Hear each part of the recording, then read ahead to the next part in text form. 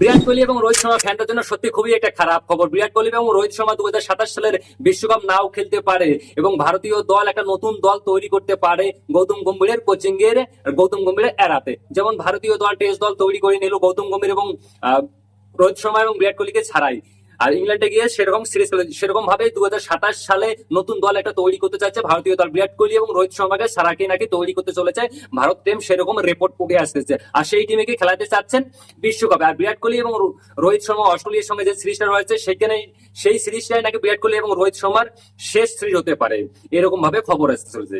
BCCI সূত্র অনুযায়ী এই খবরটা উঠে আসছে এবং পুরো সোশ্যাল মিডিয়াতেও কেমন ট্রেন্ডিং এ চলছে যে বিরাট কোহলি রোহিত শর্মাকে নিয়ে এই খারাপ খবরটা। তো বিরাট কোহলি এবং রোহিত শর্মার ফ্যানদের জন্য আমি বলবো খুবই একটা খারাপ খবর। বিরাট কোহলি এবং রোহিত শর্মা যা করেছে ইন্ডিয়ান ক্রিকেটের জন্য, যাগুলো বলার কথা, ওয়ানডে ক্রিকেট অন্তত কেউ বলতে পারে না। 2025 সালে চ্যাম্পিয়ন ট্রফিতে দুর্দান্ত এবং রোহিত শর্মা ক্যাপ্টেন্সি করলো, বিরাট কোহলি যে খেলাটা দিয়েছিল কিন্তু অসাধারণ পারফরমেন্স করেছিল এবং ভারতীয় দল কিন্তু চ্যাম্পিয়ন হয়েছিল চ্যাম্পিয়ন ট্রফিতে এবং দুর্দান্ত পারফরমেন্স করলো বিরাট কোহলি এবং রোহিত শর্মারও ইন্ডিয়ান টিমে। কিন্তু এবং গৌতম গম্ভীরও কিন্তু সেখানে ছিল, কিন্তু গৌতম গম্ভীর তার সত্ত্বেও নাকি বিরাট কোহলি এবং রোহিত শর্মাকে নিতে চাচ্ছে না 2027 বিশ্বকাপে।